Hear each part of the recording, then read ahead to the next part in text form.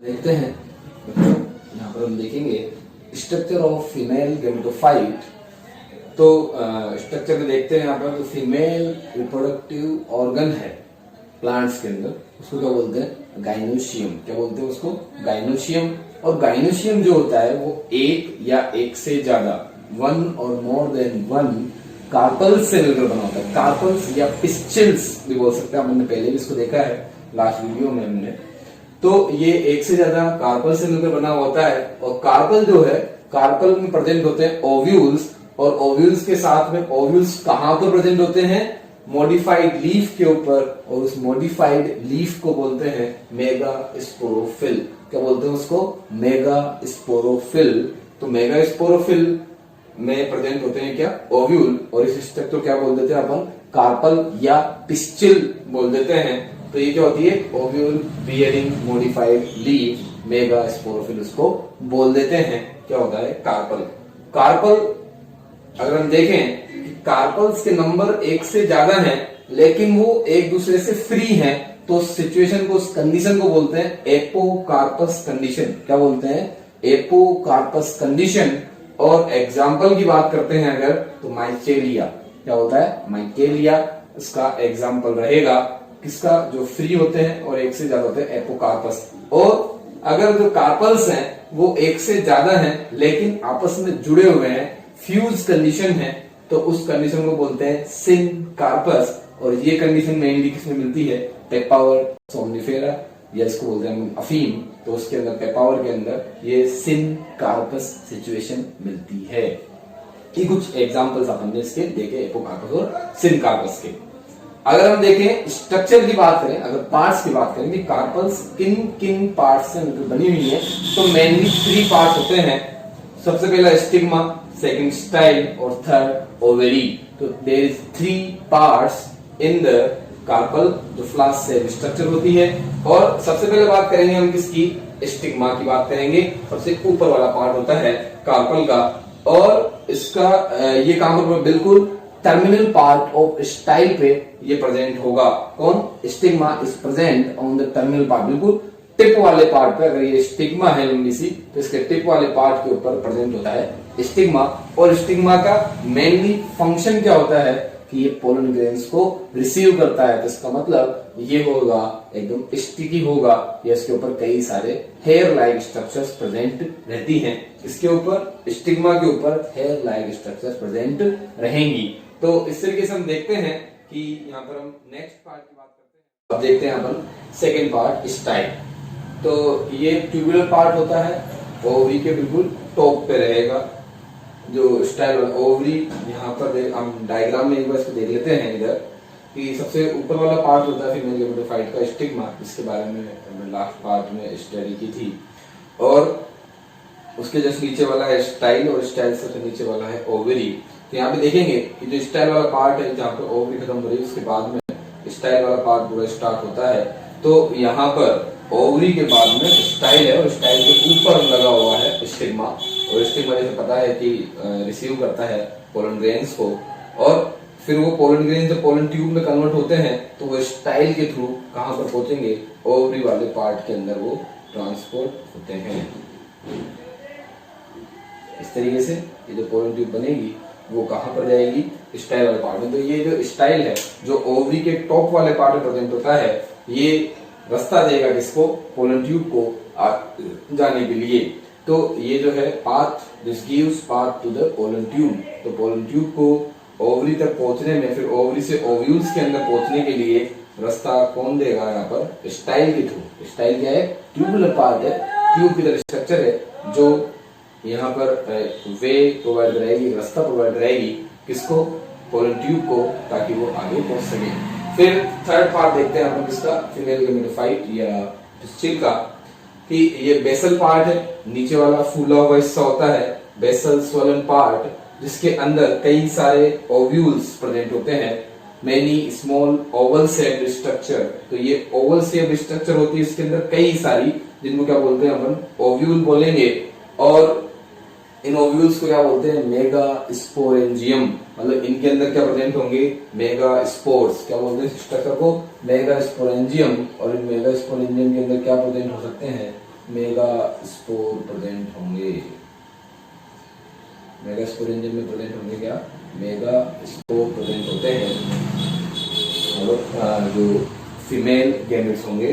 तो यहाँ पर हम आगे देखते हैं कि जो भी ये ओव्यूल्स है, ओवरी के अंदर जो ओव्यूल्स हैं वो इस ओवरी की इनर वॉल पर अटैच होते हैं, किसके थ्रू, प्लेसेंटा के थ्रू। किसके थ्रू अटैच होते हैं, प्लेसेंटा के थ्रू अटैच होंगे और ये प्लेसेंटा अटैचमेंट साइट प्रोवाइड करती है ताकि ये इसके अंदर अटैच रहें। फिर ये जो दिख रही है स्टॉक लाइक स्ट्रक्चर, डंडी की तरह स्ट्रक्चर जो दिखाई दे रही है फ्यूनिकल, ये फ्यूनिकल प्लेसेंटा को अटैच करेगा इस ओव्यूल के साथ में।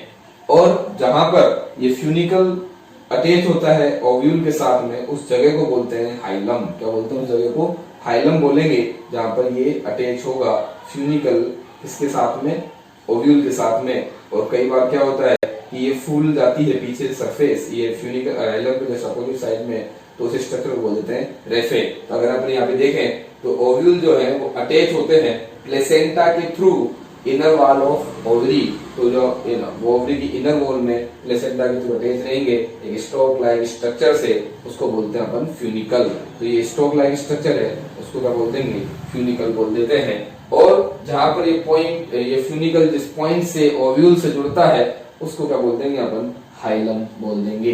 तो इस तरीके से हमने ये फीमेल गैमेटोफाइट की तीनों स्ट्रक्चर्स देखी।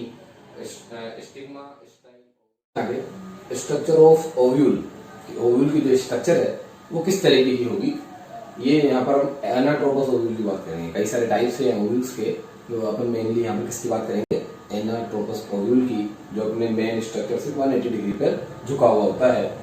तो यहाँ पर अगर हम बात करें, देखते हैं इसके स्ट्रक्चर के बारे में, तो एक ओव्यूल जो होता है वो एक राउंड स्ट्रक्चर है।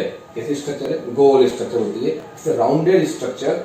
और इसकी जो मेन बॉडी है वो कौन से टिश्यू से मिलकर बनी हुई है, पेरेन्काइमेटस टिश्यू से मिलकर इसकी बॉडी का फॉर्मेशन होता है। जो इसकी मेन बॉडी है उसका फॉर्मेशन किससे होता है, पेरेन्काइमेटस टिश्यू से। और जो ये पेरेन्काइमेटस टिश्यू है इसको क्या बोलते हैं अपन, न्यूसेलस। क्या बोल देंगे इस स्ट्रक्चर को, न्यूसेलस बोल देंगे।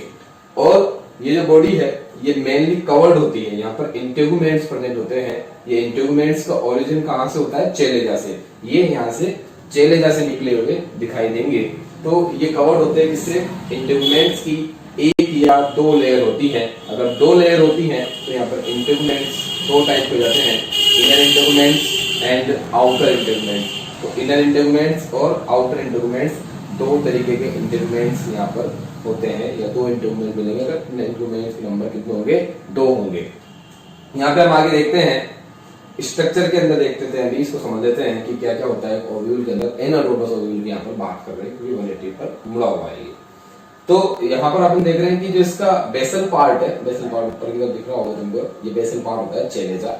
और इस चेलेजा का मेनली फंक्शन क्या होता है, इंटेगुमेंट्स का फॉर्मेशन। किसका फॉर्म करना, इंटेगुमेंट्स का। ओरिजिनेशन जो होता है वो कहां से होता है, चेलेजा से होगा। तो इंटेगुमेंट निकलते हैं कहां से, चेलेजा से। तो इंटेगुमेंट्स कितने टाइप के, दो टाइप के हो सकते हैं। और इंटेगुमेंट्स के बेस पे भी इनको डिवाइड करेंगे, हम देखते हैं आगे। तो फिर इसके बाद देखते हैं कि इंटेगुमेंट्स के इनर वाला पार्ट जो है वो क्या है, न्यूसेलस, इट्स अ पेरेन्काइमेटस टिश्यू।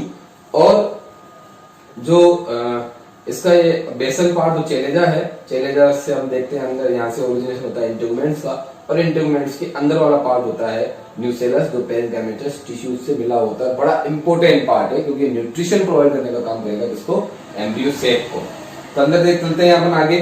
तो नीचे की तरफ देखते हैं जो इसका एपिकल पार्ट है, एक्चुअली में ये ऊपर वाला पार्ट होता है, वो ये नीचे वाला पार्ट होता है, लेकिन ये 180 पर घूमा हुआ है, इस वजह से ये नीचे आ गया पार्ट और ये ऊपर चला गया है। तो यहाँ पर माइक्रोपाइल जो है वो एपिकल पार्ट है, पोर लाइक स्ट्रक्चर नजर आ रही होगी एक रास्ते की तरह। और ये बाकी पार्ट अपने आगे देखे थे, हाइलम और फ्यूनिकल। अब देखते हैं कि जो न्यूसेलस है ये न्यूट्रिशन प्रोवाइड करने का काम करता है, इसके अंदर फूड स्टोर होता है जो एम्ब्रियो सेक को डेवलपमेंट में हेल्प करेगा। और फिर अंदर चलते हैं अपन इसके स्ट्रक्चर में, न्यूसेलस से अंदर वाले पार्ट में जाएंगे तो यहाँ पर डिफरेंट स्ट्रक्चर दिखेंगे हमको, यहाँ पर कई तरह के स्ट्रक्चर अपन को नजर आ जाएंगी। तो अगर अपन यहाँ पे देखेंगे इस न्यूसे जो है अपने पास एम्ब्रियो सेक, तो एम्ब्रियो सेक की स्ट्रक्चर को अगर हम देखते हैं तो इस स्ट्रक्चर के अंदर अपन को कई सारी चीजें, मैं आपको बड़ा करके दिखाता हूँ इसको।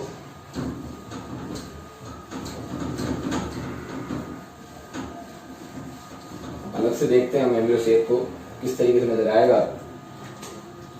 तो जो एम्ब्रियो सेक की स्ट्रक्चर है, राउंड स्ट्रक्चर होती है, और इसके अंदर जो अपर साइड में मतलब जो चेलेजन वाली साइड है वहां पर 3 एंटीपोडल सेल्स प्रेजेंट होती है। जो यहाँ पर शो हो रही है हमें थोड़ा स्ट्रक्चर है, हमें दिखाई देगा एंटीपोडल सेल्स होती है 3। और जो माइक्रोपाइल वाला साइड है वहां पर भी 3 सेल्स होती हैं। उन 3 सेल्स को बोल देते हैं यहाँ पर, एक साथ बोलते हैं उनको एग एपरेटस। लेकिन इस एग एपरेटस के अंदर 3 डिफरेंट टाइप की सेल्स होंगी। जैसे यहाँ पर होता है एक सेल,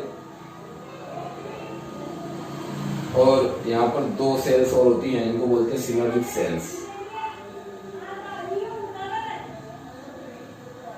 तो एक सेल और सिनर्जिक सेल होते हैं, और दोनों को एक साथ क्या बोल रखा है यहाँ पर आपने, एग एपरेटस। क्या बोल रखा आपने इसको, एग एपरेटस। इसको बड़ा करने के बाद देखते हैं तो इस तरीके से। और ऊपर वाली जो तीनों सेल्स हैं वो होती है एंटीपोडल सेल्स।